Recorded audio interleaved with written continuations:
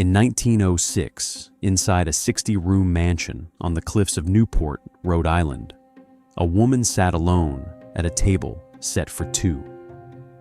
Crystal stemware caught the candlelight. 40 American Beauty roses perfumed the silence. Her husband had survived the San Francisco earthquake, and she had prepared this supper to welcome him home. He never came. He died weeks later, leaving his fortune to his brother. But this was not the cruelest part. The cruelest part was that Tessie Oelrichs had once held the power to destroy anyone in America with a single uninvited envelope. And now, no one was coming to save her. This is the story of 4 women who never held a single vote, a single office, or a single legal claim to the fortunes they commanded. And yet, for nearly half a century, they ran the most powerful informal government in American history. Their weapons were guest lists. Their artillery was silence. Their battlefield was a ballroom. And the kingdom they built, a kingdom of cream-colored cards and 9-course midnight suppers, devoured every one of them. Act 1, The Throne and the Gate. Chapter 1, The Woman Who Decided Who Existed. Before there were laws governing who mattered in America, there was a ballroom on Fifth Avenue that held exactly 400 people. That number was not arbitrary. It was a weapon. And the woman who wielded it understood something about power that most presidents never learn. She understood that the most devastating thing you can do to a person is not to attack them. It is to behave as though they do not exist. Her name was Caroline Webster Schermerhorn. She was born in 1830 to one of the oldest Dutch families in New York, part of the Knickerbocker aristocracy that traced its bloodlines to the original settlers of New Amsterdam. The Schermerhorns had been in Manhattan for 2 centuries before the Vanderbilts earned their first dollar. In Caroline's world, this was the only currency that mattered. Not wealth, lineage, not what you had built, what you had inherited. The Knickerbocker families, the Schermerhorns, the Rhinelanders, the Beekmans, the Livingstons lived in a New York that no longer exists. It was a small city of brownstone houses and church steeples, where everyone of consequence knew everyone else, and where social standing was measured not in dollars, but in generations. The Schermerhorn fortune came from shipping and chandlery. It was comfortable, but not spectacular. What mattered was that it was old. In a country being built by railroad barons and steel magnates and men who smelled of coal smoke and ambition, old money carried a moral authority that new money could never purchase. Old money meant you did not have to try. And not having to try was the highest form of American aristocracy. At 23, Caroline married William Backhouse Astor, Jr., the grandson of John Jacob Astor, who had died in 1848, leaving a fortune of $20 million. That fortune, built on fur trading and Manhattan real estate, generated $5 million per year in rental income alone. Adjusted for modern purchasing power, the Astor estate represented roughly $1.4 billion in accumulated wealth. William owned so much of New York City that it was said a person could walk from the southern tip of Manhattan to the northern woods without ever stepping off Astor land. By 1880, the Astor real estate holdings included more than 700 properties in Manhattan, generating rents from tenement houses, warehouses, hotels, and commercial buildings that kept the family fortune swelling with each passing decade. But William Backhouse Astor Jr. had no interest in society. He preferred his yacht, his horses, and his mistresses. He spent months at sea. He kept a separate household. He left his wife, in essence, with 2 things: an inexhaustible bank account and a vacuum of authority. Caroline filled it. She did not ask permission. She did not campaign. She simply began to act as though she were the final authority on who mattered in New York. And because no one else had claimed the role, because there was no constitution for American social life, no charter, no formal institution to govern the question of status, her claim went unchallenged. She became, in the words of the newspapers that feared and adored her, the Mrs. Astor. Not Mrs. William Astor, not Caroline Astor, the Mrs. Astor, as though there were no other. Her instrument was a man named Ward McAllister, a Southern dandy from Savannah who had studied the courts of Europe and styled himself an authority on social protocol. McAllister was part jester, part lieutenant, and entirely devoted to the idea that American society needed formal structure. He had spent years in Paris and London observing how the European aristocracy organized itself, and he returned to New York convinced that America's new industrial wealth needed a governing class. Together, he and Mrs. Astor compiled a list, 400 names. The number, McAllister told the press in 1892, represented the number of people in New York who were truly comfortable in a ballroom. It also happened to be the capacity of Mrs. Astor's ballroom on the third floor of her mansion at 350, later 338 Fifth Avenue. The 400 became the most coveted and most feared document in American social life. To be on it was to exist. To be excluded was to vanish. And there was no appeal, no process, no recourse. The Mrs. Astor decided, and the world obeyed. How did a woman with no legal power, no public office, no professional credentials, no vote, build a system that could end careers and break families? The answer is brutal in its simplicity. She built it from nothing because nothing was all the world had given her. Under the legal doctrine of coverture, which still governed American marriage law in the 1860s and 70s, a married woman had no independent legal existence. She could not own property in her own name. She could not sign contracts. She could not vote. She could not sue.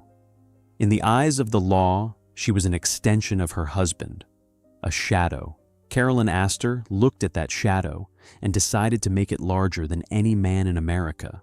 But shadows need light to exist. And in the spring of 1883, a woman was about to walk into that light who would change everything. In Chapter 2, the rules that were crueler than any law. A 3-inch rectangle of cream-colored cardstock presented on a silver tray could open every door in New York or seal them shut forever.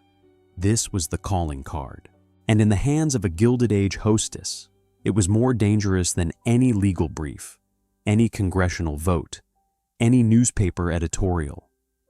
Because the calling card system operated on a principle that no democracy could survive: the absolute right of one person to decide whether another person was real. The rules were intricate and merciless. A lady arriving at another lady's home would present her card to a servant on a silver tray. If the lady of the house was not receiving, the card would be left. Its corners carried coded messages. A turned-down upper left corner meant a personal visit. A turned-down upper right corner meant congratulations. A turned-down lower left corner meant condolence. A turned-down lower right corner meant goodbye. If a lady left a card and received no card in return within 3 days, the message was clear: you do not exist to me. A card left without any corner turned down was a formal declaration of availability.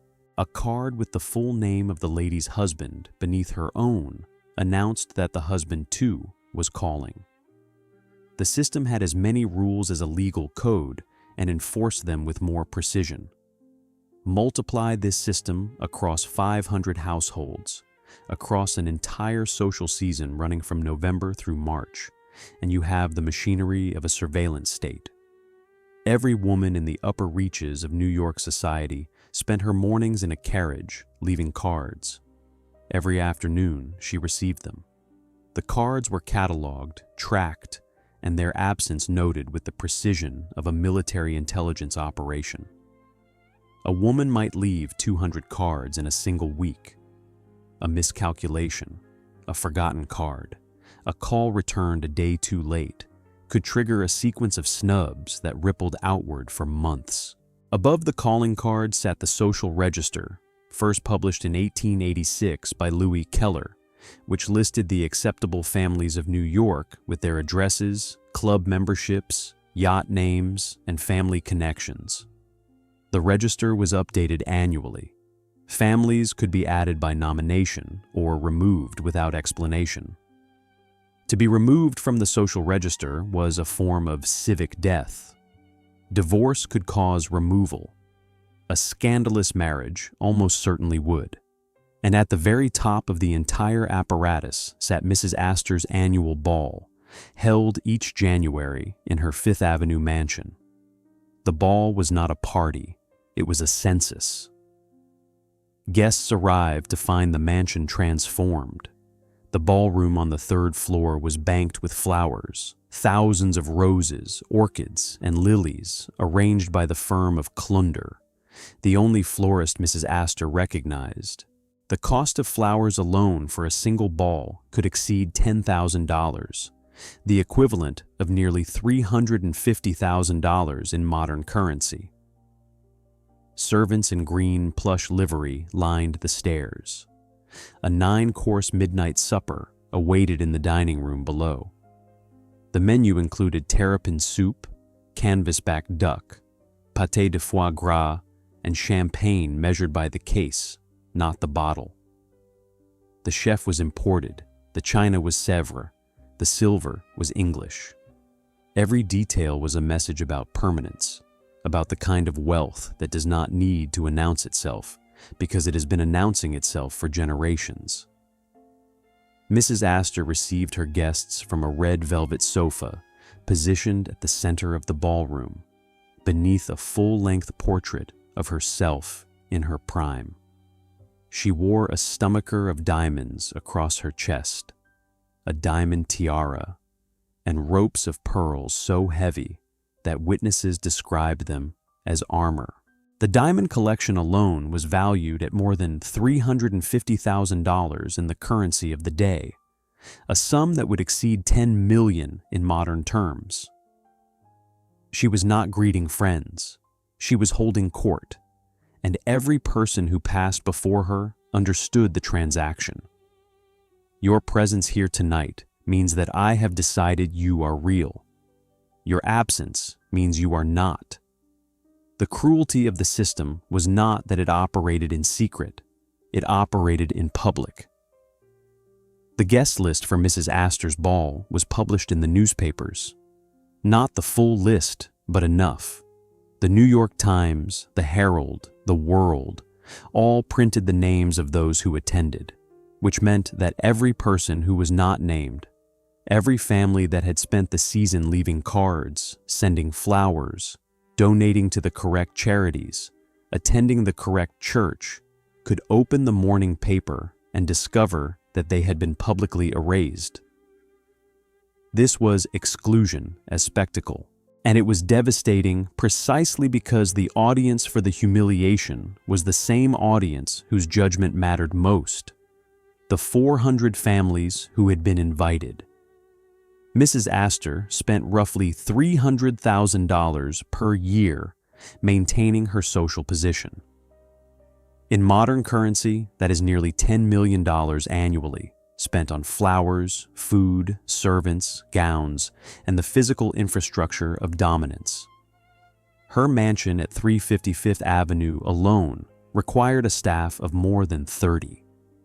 The jewels she wore to a single ball were worth more than most Americans earned in a lifetime. And none of it was protected by law. None of it was written in any statute. The entire system existed because everyone agreed to be afraid of one woman sitting on a red velvet sofa. It was, in its way, the most impressive and the most fragile form of government ever constructed in America. And in 1883, a woman who understood its fragility better than anyone decided to tear it apart. Chapter 3. The Family That Was Not Invited. The Vanderbilts were worth more than the Astors, the Schermerhorns, and half the 400 combined, and none of it mattered. Cornelius Vanderbilt, the Commodore, had died in 1877, leaving a fortune of $105 million. That was more money than the United States Treasury held at the time. His son William Henry doubled it within 8 years, making the Vanderbilts the richest family in the Western Hemisphere. By 1880, the Vanderbilt Railroad empire included the New York Central, the Lake Shore and Michigan Southern, the Michigan Central, and the Canada Southern. Their tracks stretched from New York to Chicago and beyond. They owned steamship lines. They owned terminals. They owned so much of America's transportation infrastructure that it would have been faster to list the states where they had no financial interest, and Mrs. Astor would not receive them. The reason was simple and vicious. The Commodore had been born on a farm in Staten Island. He had started his career operating a single ferry between Manhattan and Staten Island at age 16. He had earned his fortune, which in the calculus of the 400 was exactly the same as having stolen it. Old money did not work. Old money existed. The Vanderbilts, for all their hundreds of millions, smelled of effort. They smelled of the docks. The Commodore had been known to spit tobacco juice on his own carpets and to swear at business rivals in language that would empty a saloon. His grammar was rough. His manners were rougher. And in the social economy of Gilded Age New York, $100 million could not purchase what a single generation of genteel idleness would have given for free. This was the wall that Alva Erskine Smith ran into when she married William Kissam Vanderbilt in 1875. Alva was not herself from old money. She had been born in Mobile, Alabama in 1853, the daughter of Murray Forbes Smith, a cotton merchant who lost everything in the Civil War.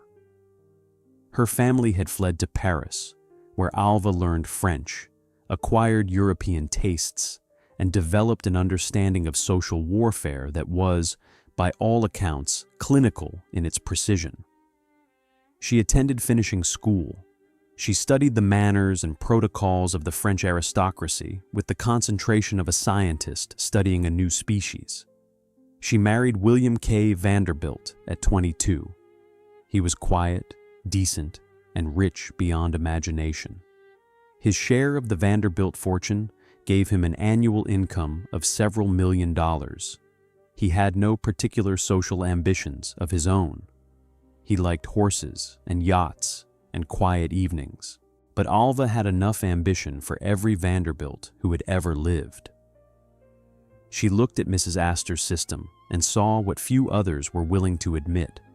It was built on nothing, not law, not tradition, not even wealth. It was built on the collective agreement of 400 people to be intimidated by one woman's certainty. And certainty, Alva understood, was a weapon anyone could wield. Her first move was architectural. In 1879, she commissioned Richard Morris Hunt, the first American to study at the École des Beaux-Arts in Paris, to build a house at 665th Avenue. Not a brownstone, not a mansion, a French chateau, a full-scale replica of a Loire Valley castle planted in the middle of Manhattan, 3 stories tall, faced in pale Indiana limestone, with a grand staircase modeled on the one at the Chateau de Blois. The exterior featured gargoyles, pointed arches, and a porte-cochere large enough for a carriage to pass through without its occupant stepping into the rain. The house cost $3 million, The furnishings cost another $9 million. Together, the project consumed $12 million, the equivalent of over $400 million in modern currency. It was the most expensive private residence in New York City. It was also, unmistakably, a declaration of war. The chateau announced that the Vanderbilts were not asking for admission to the 400. They were building their own kingdom right next door. While the house rose on Fifth Avenue, Alva planned her siege. She studied Mrs. Astor's system with the attention of a general studying fortifications. She identified its single structural weakness. The calling card protocol required reciprocity. If a lady wished to be invited to an event, she must first have left her calling card at the hostess's home. No card, no invitation.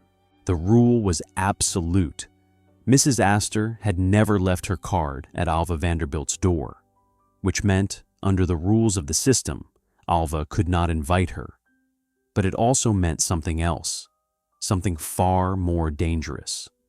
It meant Mrs. Astor could not attend, even if she wanted to, even if everyone she knew was going, even if the most talked about event of the decade was happening without her. The costumes were being sewn, the guest list was being drafted, the menus were being planned, and every detail was calibrated toward a single, devastating end: to make Mrs. Astor's absence so conspicuous, so publicly humiliating, that the Queen herself would have no choice but to surrender. The house was nearly finished. The date was set for March 26th, 1883. And Alva Vanderbilt was about to throw the most expensive party in American history. Not because she loved parties, because she understood that a party in the right hands was a weapon of mass destruction. Act 2. The Siege and the Crown. Chapter 4. The Night a Calling Card Conquered a Queen. On March 26, 1883, 1,200 guests arrived at the most expensive private residence in New York for a party that was actually a coup. The Vanderbilt Ball of 1883 is one of the most documented social events in American history, and almost every account misses the point. The newspapers described the flowers. They described the costumes. They described the champagne. What they did not describe, because they did not fully understand it, was the precision of the operation. Alva Vanderbilt did not throw a party. She executed a military campaign with 3 distinct phases, each designed to make the next one inevitable. The first phase was intelligence. Weeks before the ball, Alva began leaking details to the press. Not the guest list, the costumes. She made sure that every society reporter in New York knew that Lady Mandeville would attend dressed as a Venetian princess, that Mrs. Cornelius Vanderbilt would appear as the electric light, in a gown of white satin studded with glass beads that would be illuminated by a concealed battery, making her glow like a human chandelier. That Alva herself would come as a Venetian Renaissance noblewoman in a gown worth several $1,000s, hand-embroidered with gold thread and trimmed with jewels. The press previews accomplished 2 things. First, they turned a private event into a public spectacle. The entire city began talking about the Vanderbilt Ball. The New York World, the Herald, the Times, all ran advance stories describing the preparations. Florists competed for the contract. Dressmakers worked through the night. The scale of public interest was unprecedented for a private event. Second, the coverage created an unbearable pressure on every prominent family in New York. To not attend was to miss the event of the decade. To not be invited was to be publicly left behind while the rest of society danced. The second phase was the trap.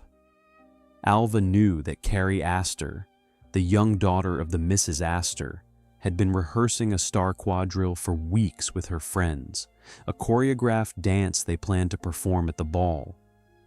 The rehearsals were semi-public. Everyone in their circle knew about them. The girls had spent weeks practicing their steps, their formations, their costumes. The quadrille was the talk of young New York society. Then Alva made her move.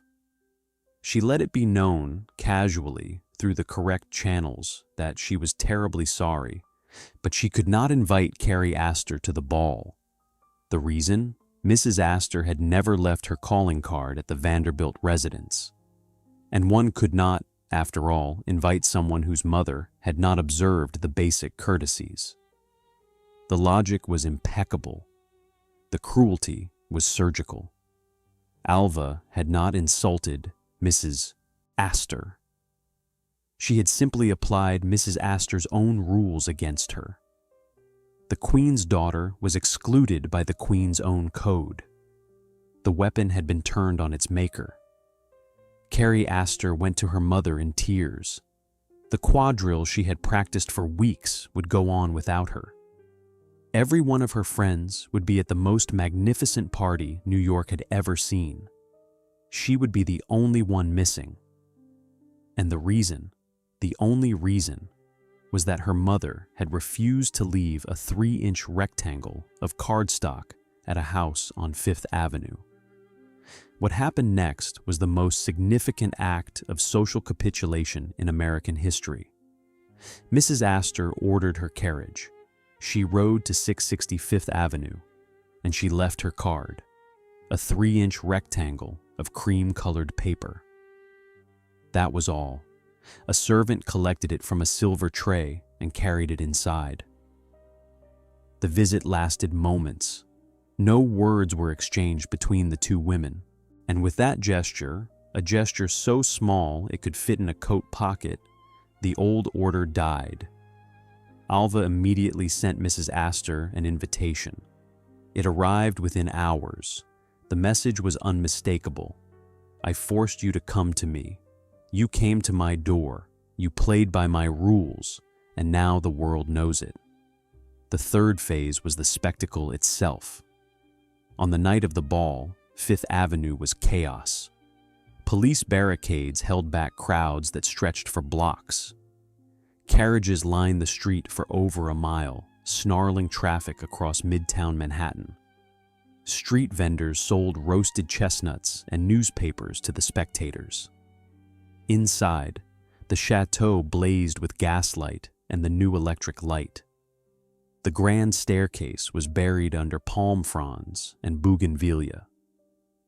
The dining room tables groaned under $65,000 worth of champagne and catering, a sum that would exceed $2 million today. Servants in powdered wigs directed guests through a series of receiving rooms, each decorated to represent a different period of French history. The costumes alone cost a collective total estimated at over $155,000, the equivalent of nearly $5 million in modern currency. One guest came dressed as a cat, in a gown sewn entirely with cattails. Another appeared as a hornet, with a stinger that jabbed guests who stood too close. Men came as Louis XVI, as Renaissance cardinals, as medieval knights in suits of real armor that clanked as they danced.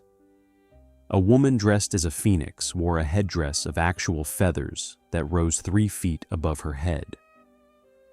Alva received her guests in the gymnasium on the 3rd floor, which had been converted into a tropical garden filled with palms and orchids. She stood beneath a canopy of roses and surveyed her work. Mrs. Astor arrived wearing a gown that reportedly took 6 seamstresses 3 weeks to complete, covered in jewels that blazed under the gaslight. She entered. She was received. She sat down, and the conquest was complete. What made the Vanderbilt ball more than an expensive party was its aftermath. Before March 26, 1883, The Vanderbilts were not received by respectable New York society. After that night, they were at its center. The entire social order of the Gilded Age pivoted on a single evening. The newspapers reported the ball as a triumph. The 400 absorbed the Vanderbilts as though they had always belonged. And the woman who engineered that pivot had no legal right to own the house she held it in, no vote, no public office, and no power except the power she had seized from another woman who had also seized it from nothing. The revolution had succeeded. But every revolution exacts a price, and the first invoice would arrive on a spring morning 12 years later in the form of a weeping teenage girl and a one-way ticket to England. Chapter 5. The Bride Who Wept at the Altar. Alva Vanderbilt had conquered New York society, and the price would be paid by her 18-year-old daughter. Consuelo Vanderbilt was tall, slender, and beautiful in the manner that Gilded Age society demanded, pale, erect, and desperately unhappy. She had been shaped from birth for a single purpose: not education, not companionship, not even social prominence. She had been built with the deliberate engineering of a warship to marry a title. Alva forced her daughter to wear a steel rod strapped along her spine during her teenage years. The stated purpose was posture. The real purpose was control. Consuelo's back had to be perfectly straight. Her chin had to be level. Her carriage had to convey generations of breeding that did not, in fact, exist. The steel rod was not a medical device. It was a costume. It was the physical infrastructure of a performance that would culminate at an altar. Consuelo would later write in her memoirs, published decades later under the title The Glitter and the Gold, that she spent her girlhood feeling like a package being prepared for shipment. She was tutored in languages, music, deportment, and the art of conversation. She was taught how to enter a room, how to sit, how to rise, how to manage a train of fabric without tripping. She was not taught how to say no, which, in every meaningful sense, she was. The target was Charles Spencer Churchill, the 9th Duke of Marlborough. He was 23, slightly built, and in possession of one of the oldest titles in England. He was also in possession of a crumbling estate called Blenheim Palace, a Baroque monument in Oxfordshire that required approximately $100,000 per year, simply to keep the roof from leaking and the walls from crumbling.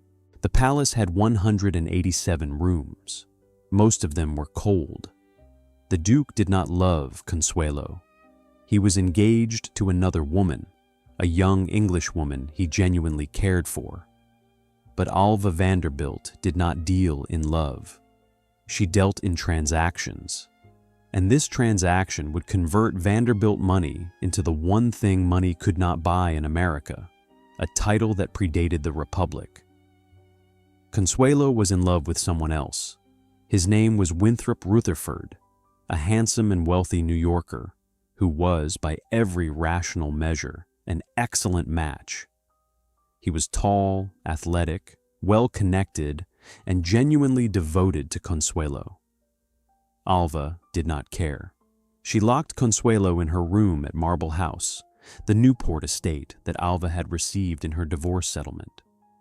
When Consuelo resisted, Alva told her daughter that she suffered from a heart condition and that the stress of disobedience would kill her. This was a lie. It was a lie delivered with such ferocity, such theatrical conviction, that an 18-year-old girl raised in absolute obedience believed it. Alva also told Consuelo that if she attempted to see Winthrop Rutherford, Alva would have him shot. Whether this threat was sincere or theatrical is impossible to determine. Its effect was total. Consuelo capitulated. The wedding took place on November 6, 1895, at St. Thomas Episcopal Church on Fifth Avenue. 60 policemen controlled the crowd outside, which numbered in the thousands. Inside, the pews were filled with the most powerful families in America. The church was decorated with orchids and palms. A 60-person choir sang the processional. Consuelo walked down the aisle in a gown of white satin and point lace, a veil of Brussels lace held in place by a tiara of pearls. Behind the veil, she was crying. She would later write that her eyes were so swollen from weeping that she could barely see the altar. Her father, William K. Vanderbilt, walked her down the aisle with tears on his own cheeks. He had opposed the match. He had lost. The ceremony proceeded as though nothing were wrong. $2.5 million in Vanderbilt Railroad stock was transferred to the Duke of Marlborough. An annual income of $100,000 was guaranteed for life. The bride wept. The groom was stiff. The guests applauded. It was, by any honest accounting, a sale. The marriage lasted 11 miserable years. Consuelo bore 2 sons whom she loved. She later described Blenheim Palace as a prison of stone and protocol, where she was expected to produce heirs, host shooting parties, distribute charity to the village, and pretend that her husband's coldness and frequent absences were normal. The palace was magnificent and freezing. The social obligations were relentless. And the Duke, who had never wanted this marriage, treated his wife with a courtesy that was indistinguishable from indifference. They separated in 1906 and divorced in 1921. The annulment, granted by the Catholic Church in 1926 on the grounds that Consuelo had been coerced, erased the marriage as though it had never happened. The $2.5 million did not come back. But the story of Alva's cruelty to her daughter is inseparable from the story of Alva's own destruction by the system she had conquered. In January of 1895, 10 months before Consuelo's wedding, Alva did something no woman in the 400 had ever done. She divorced her husband. William K. Vanderbilt had been unfaithful. This was not unusual. Most men in the 400 kept mistresses. The practice was understood and tolerated, provided it was managed with discretion. What was unusual was that Alva refused to tolerate it. She sued for divorce, naming the other woman, a socialite named Nellie Neustretter. She won a settlement that gave her marble house in Newport, a substantial cash payment, and custody of the children. And she was immediately and completely cast out of the social world she had conquered 12 years earlier. The same women who had attended her ball, who had marveled at her chateau, who had followed her lead in fashion and entertaining, now dropped her. The calling cards stopped arriving. The invitations dried up. The social register kept her name, but the silence around it was deafening. Alva had used the system's rules to seize power. Now the system used its rules to punish her for breaking the most fundamental one. A wife did not publicly embarrass her husband, no matter what he had done. She married Oliver Hazard Perry Belmont in January of 1896. He was the son of the banker August Belmont and the owner of Belcourt Castle in Newport, a mansion designed to accommodate his 50 horses on the ground floor. The marriage restored some of Alva's social standing, but the restoration was partial. She remained, in the eyes of the old order, a woman who had gone too far. The paradox cuts deeper than any ballroom drama. Alva Vanderbilt had weaponized the marriage market with more precision than anyone in American history.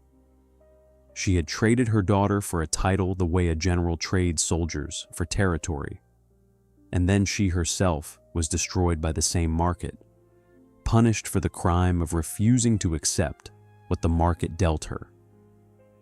The woman who conquered Mrs. Astor had become Mrs. Astor's victim.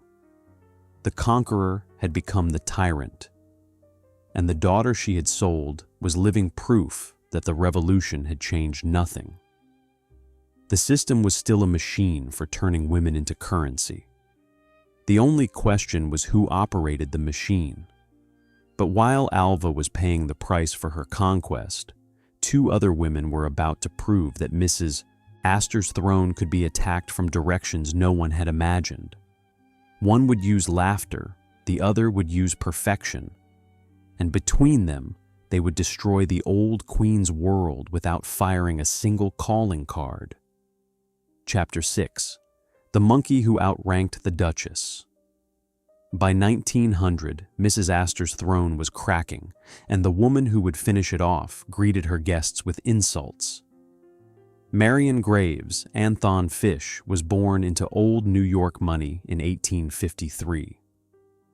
Her family was respectable, her upbringing conventional, her pedigree sufficient to satisfy even Mrs. Astor's genealogical inspections.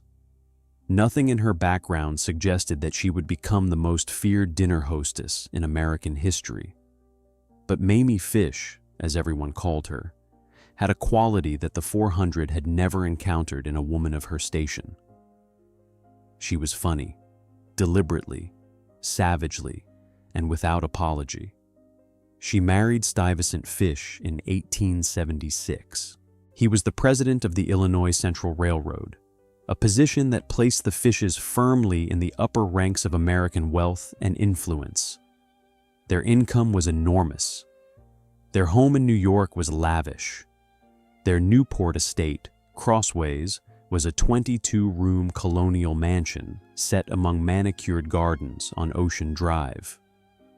By every measure, Mamie Fish had everything the Gilded Age demanded of a woman: money, position, a socially prominent husband, and a house large enough to entertain a small army. She found it unbearable. Where Mrs. Astor worshipped formality, Mamie mocked it. Where Mrs. Astor's dinners lasted 3 hours, Mamie's lasted 50 minutes. She served the food fast, dismissed the musicians early, and pushed her guests out the door before midnight. She greeted guests by saying, "Make yourselves perfectly at home.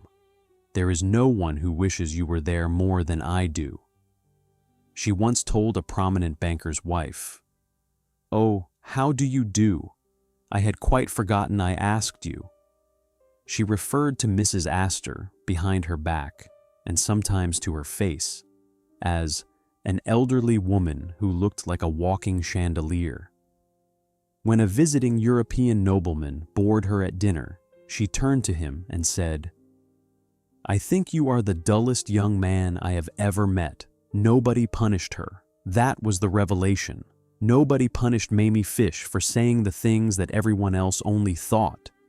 And the reason was that she was funny enough to get away with it." Mrs. Astor's power rested on dignity. Mamie understood that dignity is the most fragile of all social assets. One well-aimed joke can crack it forever. But the event that sealed Mamie Fish's legend took place in 1902 at her Newport estate. She sent out invitations to a dinner in honor of a visiting prince. A prince of great distinction, the invitations implied. A personage of rare importance. Newport society arrived in their finest. The women wore tiaras, the men wore decorations. The table was set for 30 with Mamie's best china and crystal. And when the guest of honor was carried in on a chair, the room discovered that the prince was a monkey in a tuxedo. The monkey had been dressed by a professional costumer. It wore a miniature dinner jacket, a white waistcoat, and a boutonniere.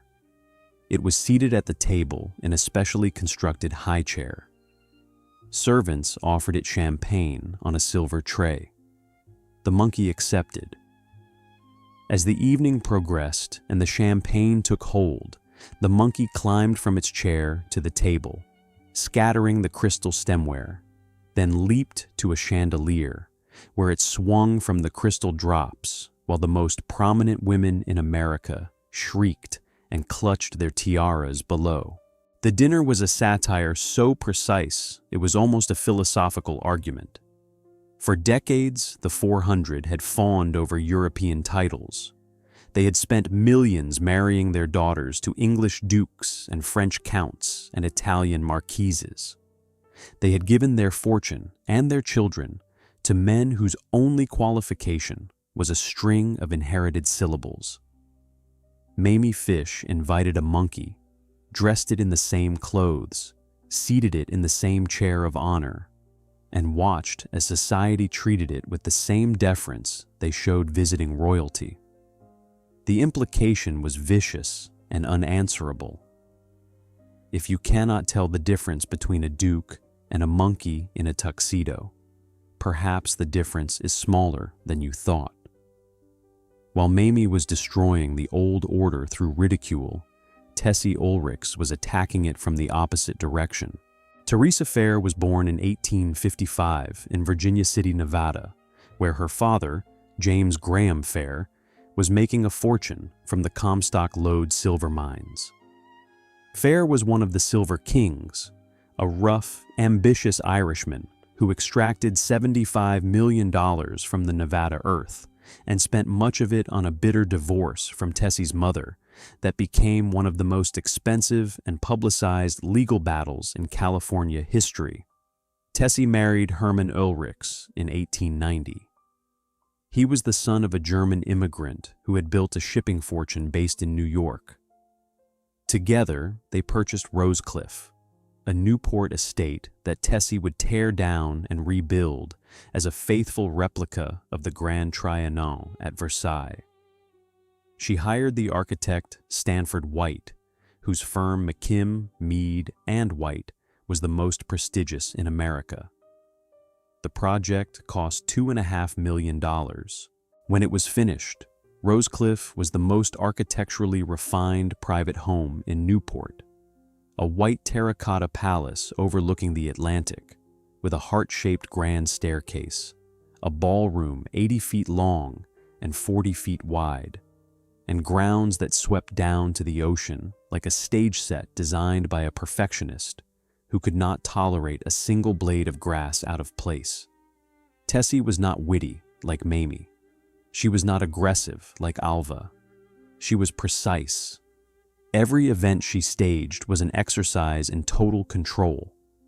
The flowers were not merely arranged. They were choreographed by color, height, and season. The musicians were not merely hired. They were rehearsed to her exact specifications regarding tempo and volume.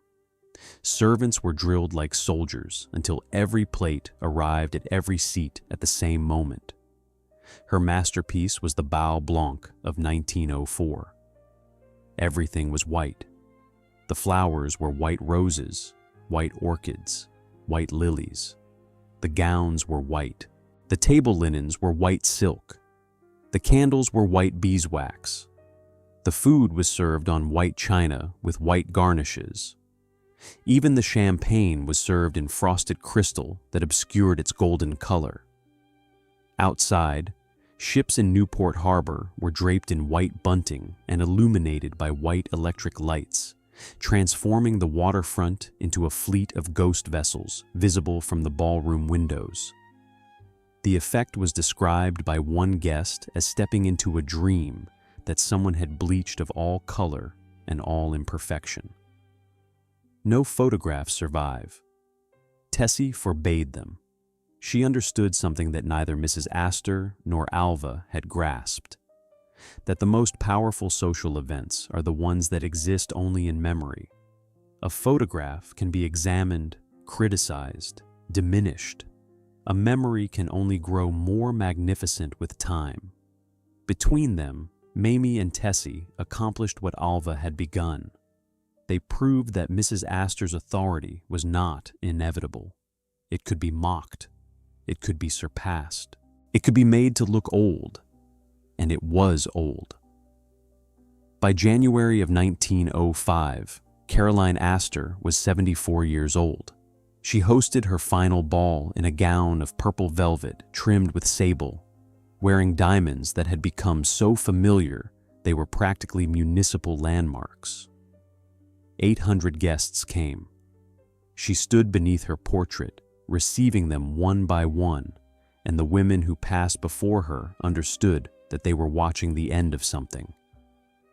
The Queen's hand trembled as she greeted them. Her smile was fixed. The flowers were still magnificent. The champagne still flowed. But the light was different now. It was the light of a sunset, not a noon. No one knew it would be the last time. But the Queen was tired. The rules were fraying. The world was changing. And the throne she had built from nothing more durable than calling cards and champagne was about to crack under a weight that no amount of diamonds could bear. Acte 3. The Unraveling Chapter. 7. The Queen who greeted guests who were not there. After her last ball, Caroline Astor retreated into a mansion so silent that the only guests who still arrived existed entirely in her mind. The decline began in 1905 and accelerated with a cruelty that seemed designed by a novelist with a taste for irony. The woman who had spent 40 years deciding who was real and who was not began to lose her ability to distinguish between the two. The gatekeeper could no longer see the gate. Mrs. Astor's dementia announced itself gradually, then all at once. She began to speak of upcoming social events that did not exist, mentioning balls scheduled for dates that had no significance on any calendar. She planned dinner parties and instructed servants to prepare for guests who had been dead for years. She discussed menus with her cook as though the party were tomorrow.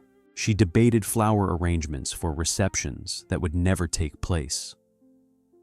She dressed each evening in her diamonds and her formal gowns and descended the grand staircase of her mansion at 845th Avenue to receive visitors in a parlor that was empty. Her servants, loyal and heartbroken, played along. They set the table with the Sèvres china. They lit the candles in the silver candelabras. They polished the crystal and arranged the flowers. They stood at attention while the old woman greeted invisible aristocrats by name, making introductions between phantoms, commenting on the quality of gowns no one was wearing, accepting compliments from voices no one could hear. At one point, she reportedly told a servant that she was expecting a baby. She was in her mid-70s. The household staff numbered more than 30.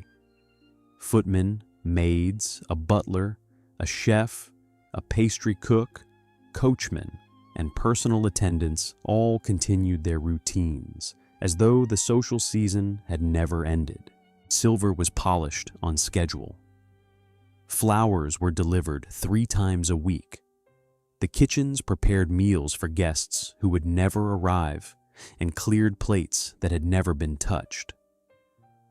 The annual cost of maintaining this phantom court exceeded $100,000, a sum that could have built a public school or funded a hospital ward for a year. But no one questioned the expense. The Astor fortune, still generating millions annually from Manhattan real estate, could sustain this theater of memory indefinitely. The money outlasted the mind that had once deployed it with such lethal precision. The doctors called it senile dementia. The family called it a private matter. The newspapers, for once, were kind. They printed very little. The 400, the same society that had published guest lists like casualty reports, that had weaponized exclusion and turned social annihilation into a spectator sport, closed ranks around their fallen queen. It was the only mercy they ever showed her, and perhaps the only mercy the system was capable of producing. But the silence around Mrs. Astor's decline could not conceal the disasters that had already struck her family with the regularity of artillery. Her daughter Helen, who had been widely regarded as the most beautiful of the Astor children, died in 1893, under circumstances the family refused to discuss publicly. Contemporary accounts suggest a laudanum overdose.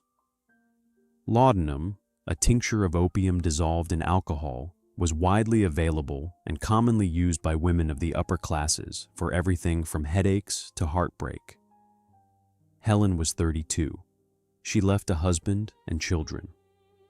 The family buried her and said nothing. Another daughter, Charlotte, conducted a public affair with a man named George Haig that scandalized the 400. The affair was open enough to generate newspaper commentary, which in the coded world of Gilded Age journalism meant it was impossible to ignore. Charlotte's husband filed for divorce.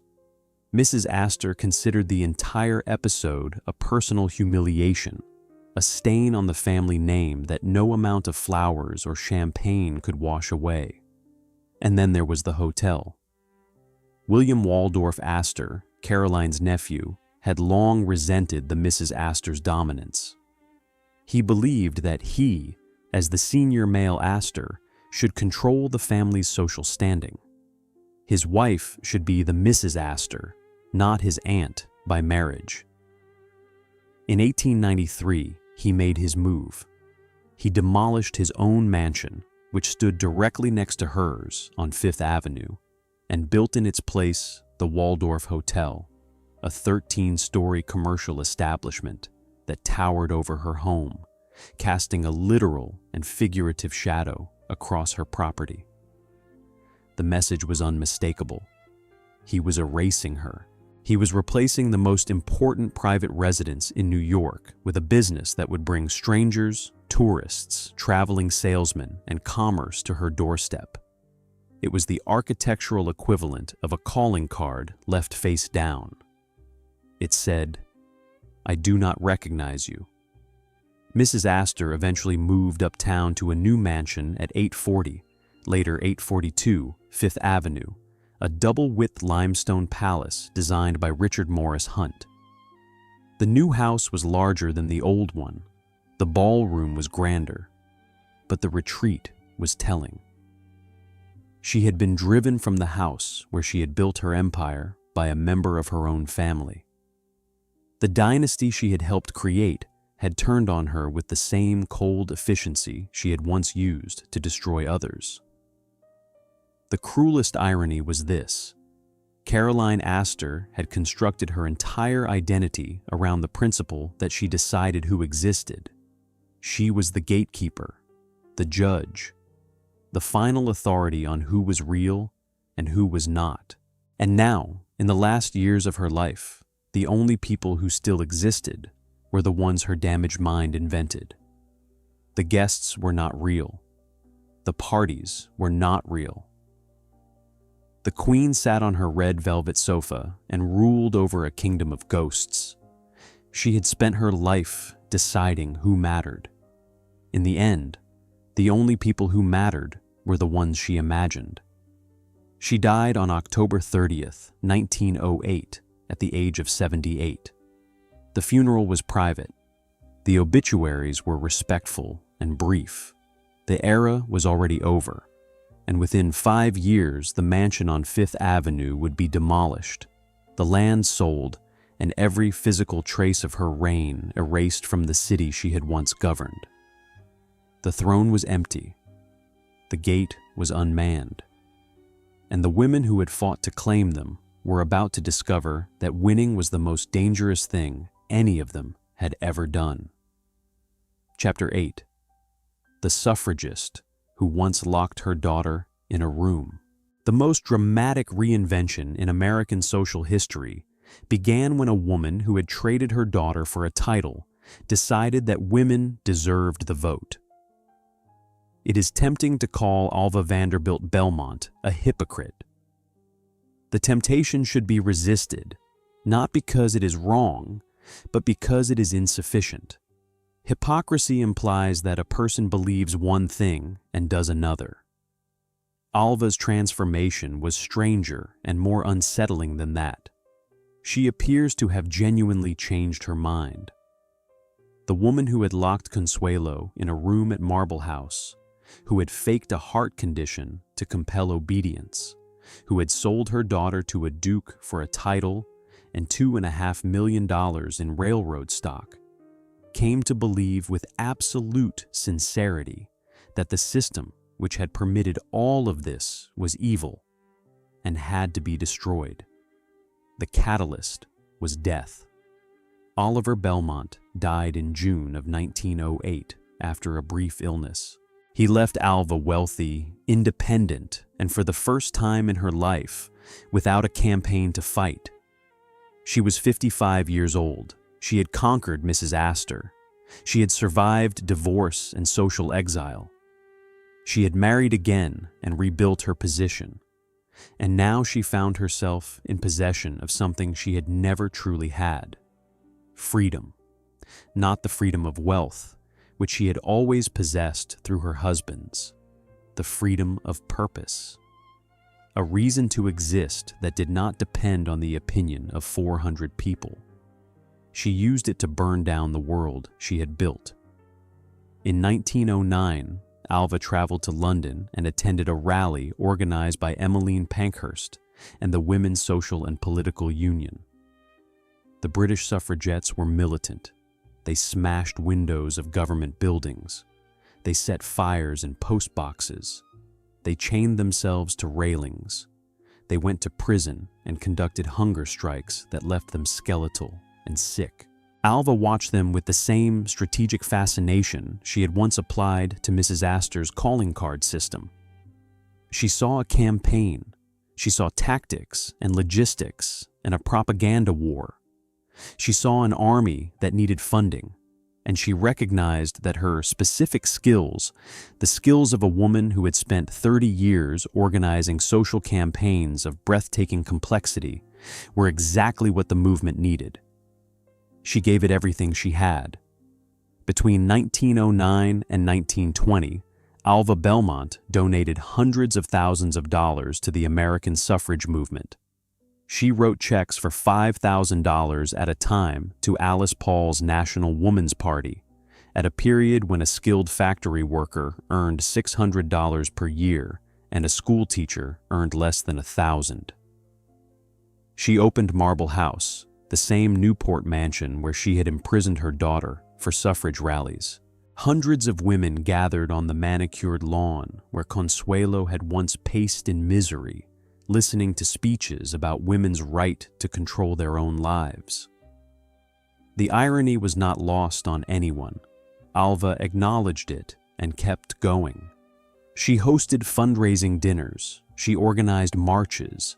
She rented offices for the National Woman's Party. She stood on soapboxes in Manhattan and gave speeches to crowds that had once known her only as a woman who threw expensive parties. She traveled to Washington. She lobbied senators. She used the same combination of social pressure and personal force that had conquered Mrs. Astor, now directed at a cause that was, by any measure, more important than a costume ball. The tactics were unmistakable. Alva ran the suffrage campaign the way she had run the 1883 ball, with meticulous attention to publicity, careful management of social leverage, and total willingness to escalate. She understood that political movements, like society events, required spectacle. She funded open-air rallies in wealthy neighborhoods where the sight of well-dressed women demanding the vote would be impossible for the press to ignore. She purchased newspaper advertisements. She commissioned pamphlets printed on fine stock. She knew that the movement needed money, but she also knew it needed legitimacy, the kind that came from a woman whose name had appeared on every important guest list in America for 30 years. Her reputation, the very thing she had spent a lifetime accumulating, became the currency she spent on the cause. In January of 1917, Alice Paul organized the first sustained picket of the White House, demanding that President Woodrow Wilson support a constitutional amendment granting women the vote. The picketers, known as the Silent Sentinels, stood outside the White House gates 6 days a week, holding banners that quoted Wilson's own words about democracy back at him. They continued for nearly 2 years. They were arrested on charges of obstructing traffic. They were sentenced to the Occoquan workhouse in Virginia, where they were force-fed when they went on hunger strike. They were beaten by guards during the Night of Terror in November of 1917. Alva Belmont paid their bail. She paid their legal fees. She paid their medical bills. She paid for the banners they carried. The 19th Amendment was ratified on August 18, 1920. Women in every state could vote. Alva Belmont had helped pay for that victory with money earned from the same system of marriage and property that the vote was meant to overthrow. The contradiction never resolved itself. Consuelo, who had eventually found happiness in a second marriage to the French aviator Jacques Balsan, maintained a complicated relationship with her mother for the rest of Alva's life. She acknowledged in her memoirs that Alva's suffrage work was genuine and important. She admired its courage. She did not forgive the locked room. She did not forgive the back brace. She did not forgive the steel rod strapped to her spine. She did not forgive the riding crop that her mother had used to enforce discipline during her childhood. She did not forgive the lie about the heart condition that had broken her will. Alva died on January 26, 1933, at the age of 80. Her funeral at St. Thomas Episcopal Church, the same church where Consuelo had wept at the altar, was the first in American history to include female pallbearers. The National Woman's Party draped her coffin in their purple, white, and gold banner. The eulogy praised her as a pioneer of women's rights and a liberator of her sex. No one mentioned the Duke of Marlborough. No one mentioned the $2.5 million. No one mentioned the girl who wept at the altar. The question the chapter leaves behind is not whether Alva redeemed herself. It is whether redemption and destruction can come from the same hand. Whether the person who builds the cage can also be the person who opens it, and whether the answer matters to the daughter who spent her youth inside it. Chapter 9: The Income Tax That Killed the Party. It was not revolution that destroyed the most powerful women in America. It was arithmetic.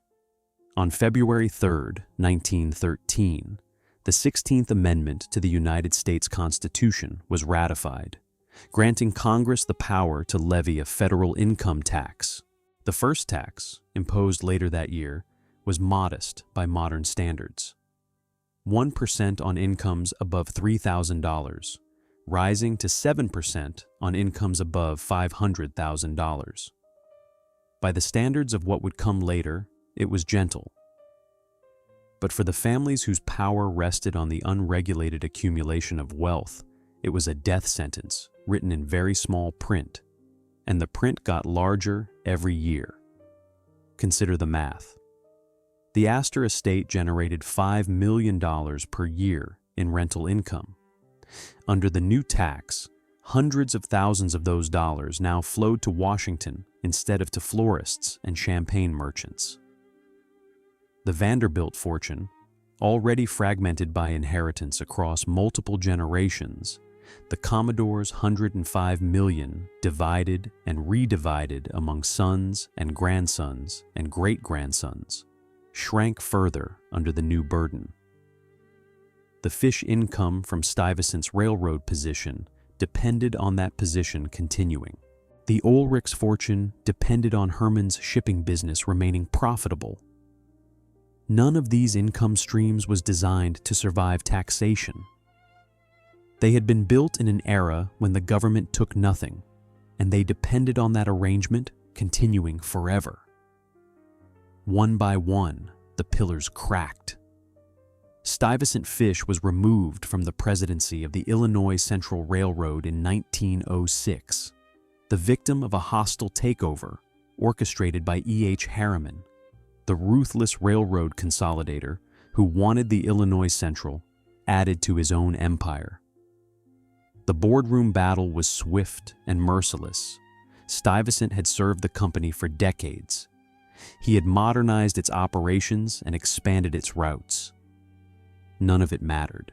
Harriman controlled more shares. Stuyvesant was out. The removal was devastating not merely to his pride, but to the entire structure of the Fish family's social existence. Stuyvesant had been the source of their wealth and their position. Without the railroad income, without the title of president, the Fishes were still rich, but they were no longer powerful in the way that mattered. Mamie kept entertaining. She kept her sharp tongue and her 50-minute dinners, but the scale diminished. The guest list shortened. The champagne budget contracted. The jokes got sharper, but the audience got smaller. Herman Oelrichs had been deteriorating for years before his death. He drank heavily. He grew paranoid and suspicious. He and Tessie lived increasingly separate lives, she in Newport presiding over Rosecliff, he in New York attending to a business that was slowly declining. Their marriage had become one of those arrangements common among the Gilded Age elite. Two people bound by contract and convention, occupying the same social world while inhabiting different emotional ones. When Herman died in September of 1906, just months after the San Francisco earthquake, that he had survived only to succumb to pneumonia weeks later, the cruelty of his final act was breathtaking. His will left the bulk of his estate not to Tessie, but to his brother. Tessie, who had spent millions of his money building Rosecliff into the most perfect private home in America, who had staged the most elaborate entertainments in Newport history, who had dedicated her adult life to the perfection of his social image and the maintenance of his reputation, was left with a fraction of what she had expected. The fortune she had spent was not her own. It had never been her own. And now it was gone. The legal doctrine of coverture, which had defined married women's property rights for centuries, had been gradually eroded by the Married Women's Property Acts passed in various states beginning in 1848. But the erosion was uneven, and even where women had gained the legal right to own property, the social expectation remained that a wife's wealth was her husband's to direct and his family's to inherit. Tessie had poured Herman's money into Herman's social standing. When he died, the money went back to the Oelrichs family. The standing went with it. The Ball Blanc, the ghost ships, the white roses, all of it had been purchased with funds that were never truly hers. Then came the war. In August of 1914, the nations of Europe began the catastrophe that would kill 17 million people and destroy the social order of an entire continent. Americans watched from across the ocean as the world they had admired and imitated, the world of English dukes and French counts and the titled aristocracy that had given Gilded Age society its aspirational model, tore itself to pieces in the mud of Flanders and the Somme. The American entry into the war in April of 1917 accelerated changes that were already underway. The war demanded sacrifice. The war demanded austerity. The war made the spectacle of $100,000 costume balls look not merely excessive, but obscene. Young men from old families went to France and came back changed, or did not come back at all. The world that their mothers and grandmothers had built, the world of calling cards and midnight suppers and guest lists published like casualty reports, suddenly seemed not powerful, but absurd. Mamie Fish died on May 22, 1915, of a cerebral hemorrhage. She was 61. Her death came suddenly, without the prolonged decline that had marked Mrs. Astor's final years. One morning she was Mamie Fish, the woman with the sharpest tongue in Newport. The next, she was gone. The obituaries praised her wit and her originality. They called her the most entertaining hostess in American history. They did not quite know how to mourn a woman whose primary contribution to American life had been the courage to put a monkey in a tuxedo and seat it next to a duchess. But in their uncertainty lay a kind of tribute. She had defied every category they had. Tessie Oelrichs survived longer, but the survival was its own punishment. After Herman's death, after the loss of most of her expected fortune, after the income tax and the war and the slow evaporation of Newport's social season, Tessie retreated into Rosecliff. The great ballroom that had hosted the Bal Blanc grew quiet. The 80-foot space that had once held hundreds of guests in white gowns now held one woman, moving through rooms designed for crowds, adjusting details that no one would see. She began to exhibit the same symptoms that had marked Mrs. Astor's decline. She spoke to guests who were not there. She planned events that would never happen. She gave instructions to servants about preparations for parties that existed only in her mind. She sat at tables set for dozens and conversed with empty chairs. The parallel was devastating. Two women, separated by 20 years and vastly different temperaments, ending their lives in exactly the same way, alone in magnificent rooms, governing kingdoms that had ceased to exist. Tessie died on December 21st, 1926, at the age of 71. By then, Newport's golden age was over. The income tax had thinned the fortunes. The war had changed the culture. Prohibition had emptied the champagne cellars. A new generation had arrived that found the entire apparatus of calling cards and midnight suppers not oppressive, but simply absurd. The agreement that had sustained the whole system, the collective decision to be governed by guest lists and to be frightened by a woman on a red velvet sofa, had simply dissolved. Like smoke, like a turned-down corner of a card that the wind carries away. Nobody voted to end it. Nobody passed a law. The most powerful informal government in American history did not fall. It simply stopped being believed in, and that was enough. Act 4. The Empty Ballroom. Chapter 10. The mansions that became museums and parking lots. The Empire State Building now stands on the exact spot where Mrs. Astor once decided who mattered in America. Her mansion at 355th Avenue was demolished in 1926. The land was sold to developers. The Waldorf and its companion hotel, the Astoria, built on the combined Astor properties and joined by a corridor known as Peacock Alley, were themselves demolished in 1929 to make way for the tallest building in the world. The Empire State Building opened in 1931, 1,454 feet of steel and limestone rising from the ground, where a woman in diamonds had once held court on a red velvet sofa.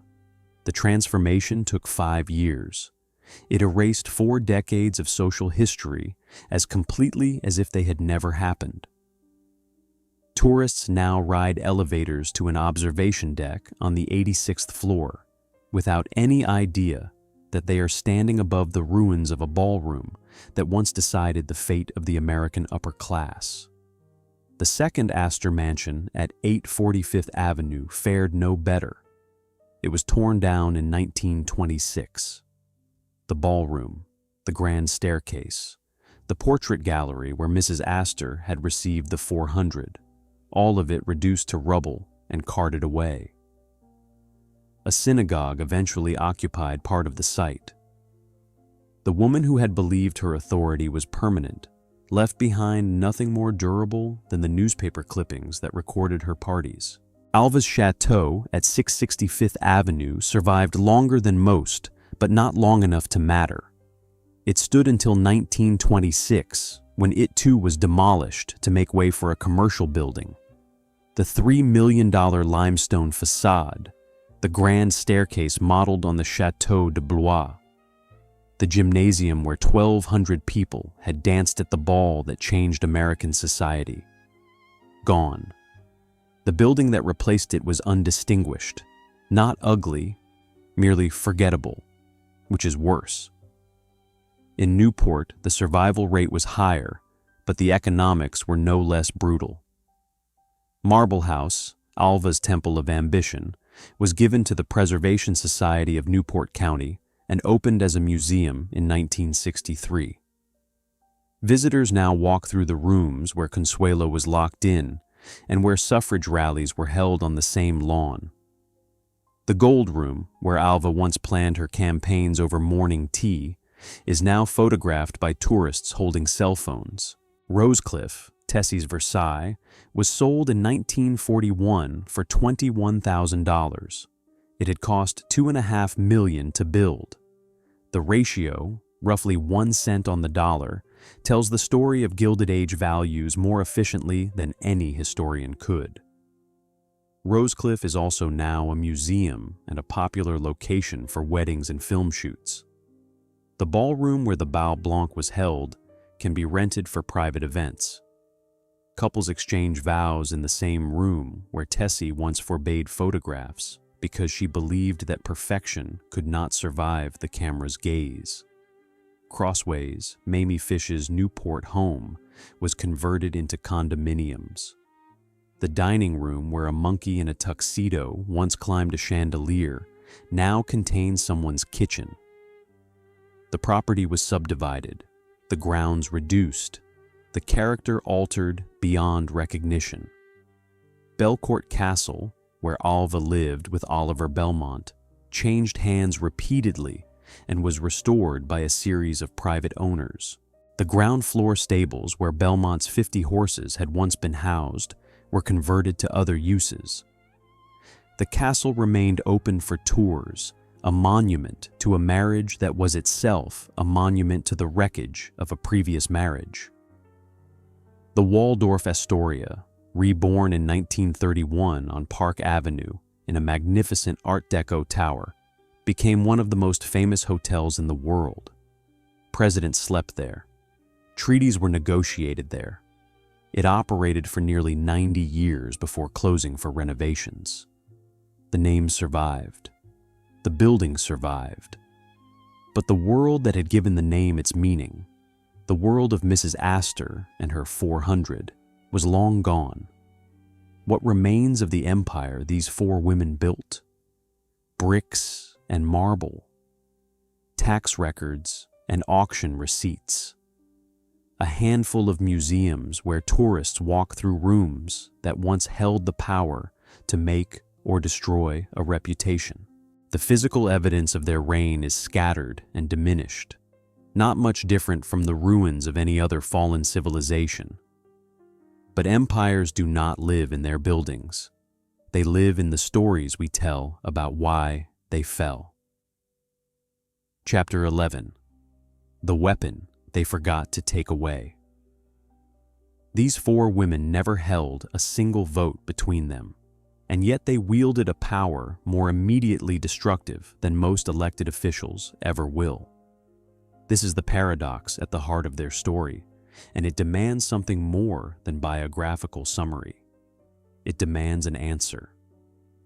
Mrs. Astor, Alva Vanderbilt, Mamie Fish, and Tessie Oelrichs operated under a legal system that treated them as dependents, as extensions of their husbands, as shadows cast by men.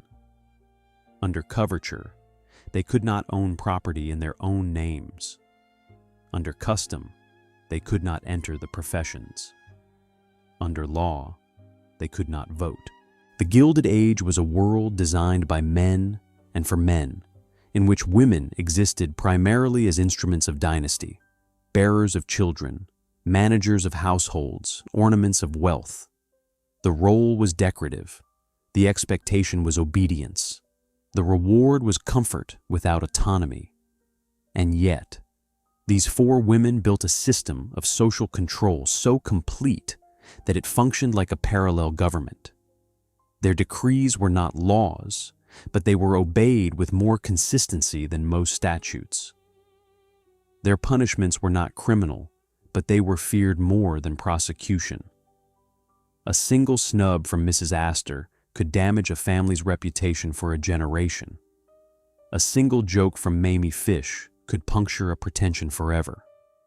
Their power had no constitutional basis, no enforcement mechanism, no legal standing of any kind. It existed solely because everyone agreed it existed.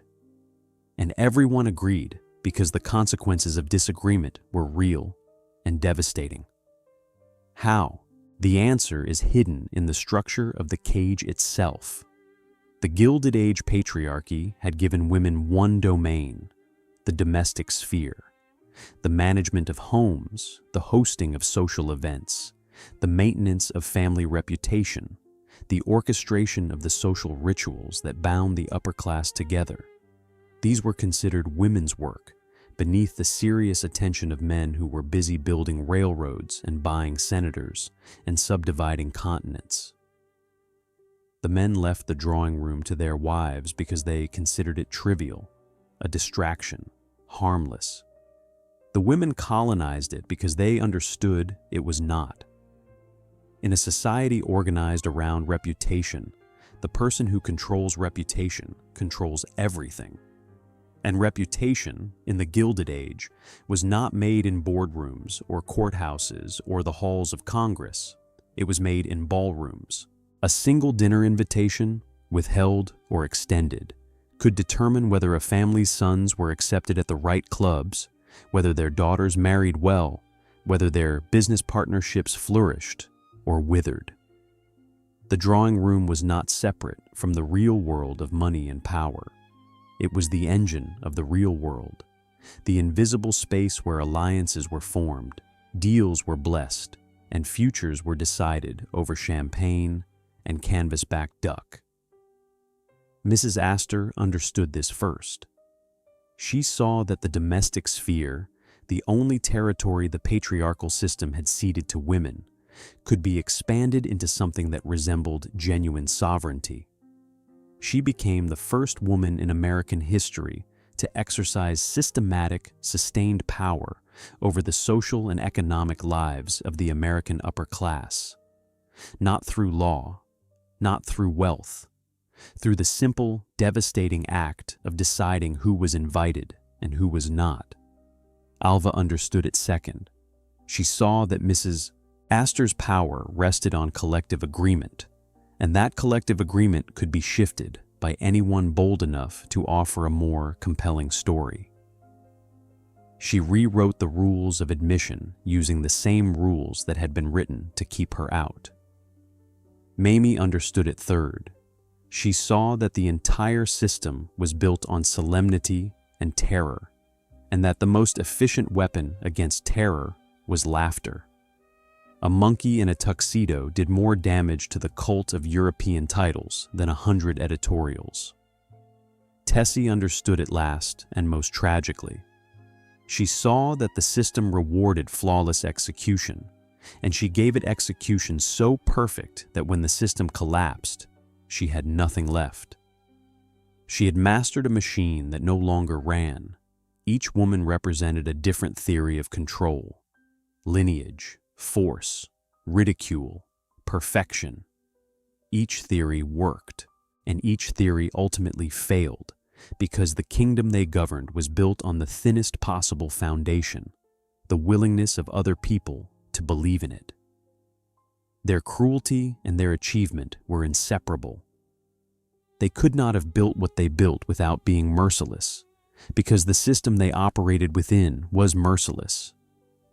They could not have seized power without wielding it harshly, because gentleness was not a strategy available to women who had been given nothing. They took what was left, the scraps of the domestic sphere, and fashioned from it a weapon so powerful that it controlled the richest society on earth for nearly half a century. And then the weapon turned, as it always does. Chapter 12. The invitation no one else could see. In her final years, Tessie Oelrichs sat alone at Rosecliff and asked imaginary guests to stay for one more glass of champagne. The image is almost too precise to be real, but the accounts are consistent. Multiple sources describe Tessie in her last years moving through Rosecliff as though the bal blanc had never ended, speaking to guests in the empty ballroom, adjusting flowers that no servant had arranged, arranging seating for arrivals that existed only in the deteriorating architecture of her mind. The 80-foot ballroom, designed by Stanford White to hold hundreds, held one woman. The chandeliers still hung from the ceiling. The ocean still crashed against the cliffs below. The heart-shaped staircase still curved toward the entrance hall. But the entrance hall was empty, and the woman on the stairs was talking to no one. 20 years earlier, and 40 blocks south, Caroline Astor had done exactly the same thing. Different mansion, different woman, different decade, identical ending. The gatekeeper and the perfectionist, the woman who decided who existed, and the woman who made every detail flawless, both concluding their lives in magnificent rooms, hosting magnificent parties for magnificent people who were not there. The parallel is not coincidental. It is structural. Both women had built their identities entirely around a social order that existed only because everyone agreed it existed.